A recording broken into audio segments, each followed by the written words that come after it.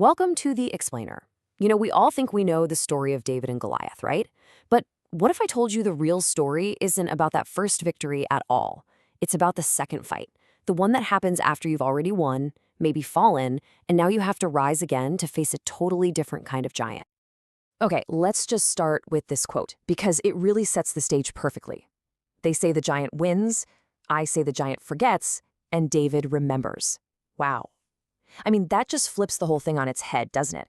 The real battle isn't about strength versus weakness. It's about memory versus forgetting. See, the giant wins by making you forget who you are. The hero wins, well, they win by remembering. So, the source material here argues that pretty much every great myth we tell ourselves isn't really about that first big triumph. No, the real story, the part that actually defines us, is what happens after the fall. It's about that choice, the one to get back up. And that's what we're calling the second ascent. And this is such a critical point. When this new David rose again, he didn't reach for the same old weapon. He didn't just pick up a sling, he picked up a story. Think about that for a second. He was completely transformed. His weapon this time wasn't some physical thing. It was something way, way more powerful. His own narrative, his own truth. Okay, so if his weapon is a story now, what does that actually mean? What are the new tools for this second ascent? Because let's be real, our modern world, it requires a totally different kind of arsenal, right? So instead of a stone, he's got these three powerful internal tools, and these are designed to just cut through all the noise of the modern world. You've got one voice, clear, defiant, one archive, which is like your personal record of truth, and one stand, a sacred act of just resisting. These aren't weapons you hold, they're principles you live by. Now, I really want to dig into this one for a second, the one archive. This is so interesting. It's not just, a dusty old box of memories. It's presented as this living, breathing shield. The idea is that your own history, your own truths, all those stories of defiance, that is your greatest protection. That's your power source. And I love this line because it shows the new approach perfectly. He's not coming back with rage and anger. It says he rose with rhythm and flame. It's this quiet internal power. He just whispers, "I'm back," and the whole system feels shame.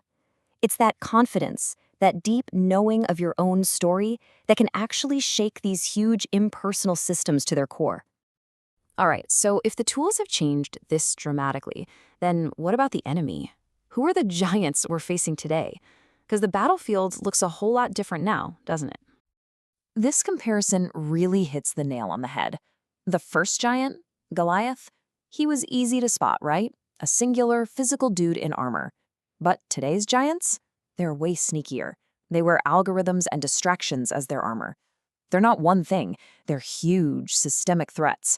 You can't just throw a rock at them. You've got to confront them with a whole new way of seeing things. And the source gets specific. These are some of the Goliath of our time. Things like climate collapse, cultural erasure, economic injustice, even AI without a soul. See, they're not individual bad guys. They're these massive, tangled up crises. And honestly, they're designed to make us feel overwhelmed. And that is exactly why we need a new story, a new myth to guide us. And this is such a good reminder. We tend to think of the David story as just this one lucky shot, but it was never really about superior strength. It was always about something much deeper. Seeing the situation clearly when no one else did, acting boldly on that vision, and having the courage to completely rewrite the rules. And man, those lessons feel more important now than ever before. Okay, this all brings us to the most important part, the so what. How do we actually apply any of this to our own lives? Well, this isn't just a cool story. It's a real framework for action, and it's called the Dragon Trial. So here it is, a practical 4-step guide for your own second ascent.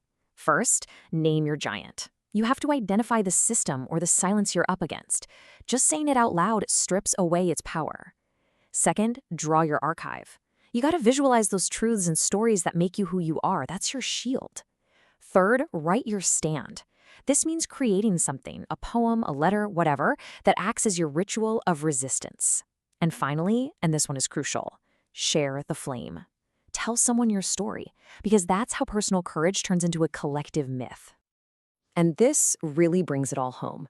At the end of the day, the message is this: David rose again, not to fight, but to remember.